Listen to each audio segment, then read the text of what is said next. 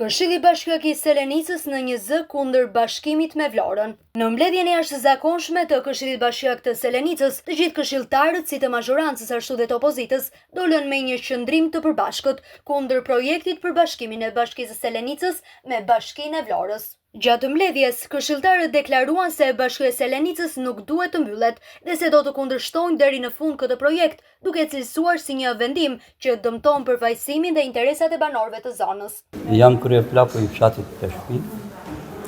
Nuk jam dakord me shkrirjen e Bashkisë së Selenicës, por kam një mendim që për të ardhur komunitetit në ndihmë, sepse ka një shtrirje gjeografike jashtëzakonisht të madhe si bashki, mendimi im është që të krijohet bashkia në fshatin Peshpi, për të ardhur në ndihmë të gjithë komuniteteve. Unë jam kryeplaku i fshatit Velç.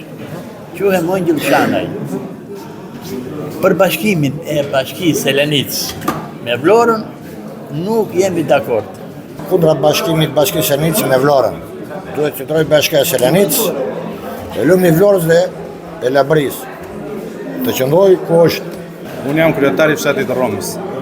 Jemi kundra reformës territoriale, jemi zot në vendin tonë, jemi zot e shtëpia jonë, nuk do na komandoj gjitoni, na vi gjitoni na thotë ngriu mëngjes bëjmë punë.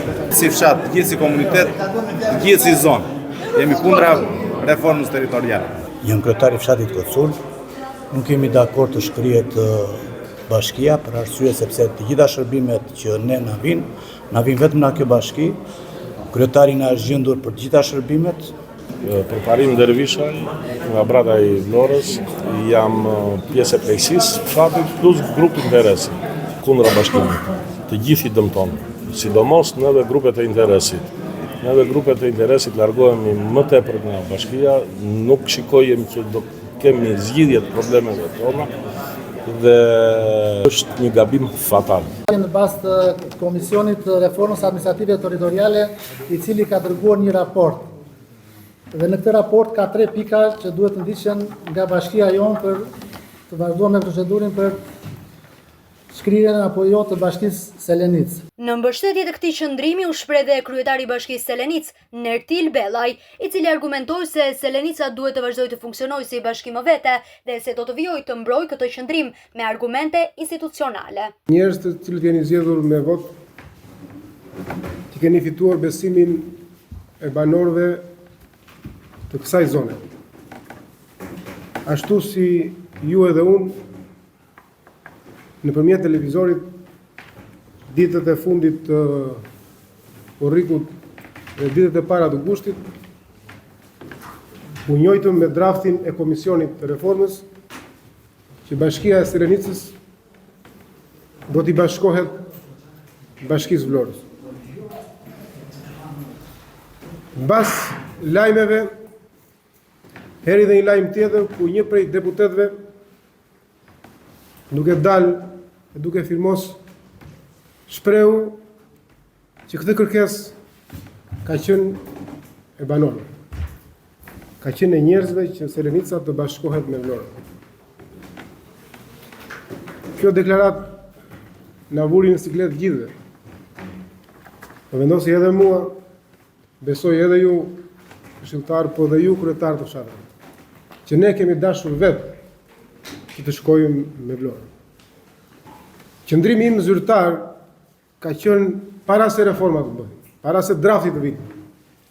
Kudo që unë kam pasur mundësi të flas dhe kudo ku unë jam pyetur dhe në komisionin parlamentar, unë kam shprehur mendimin tim me argumenta pse duhet të qëndrojë Bashkia e Selenicës.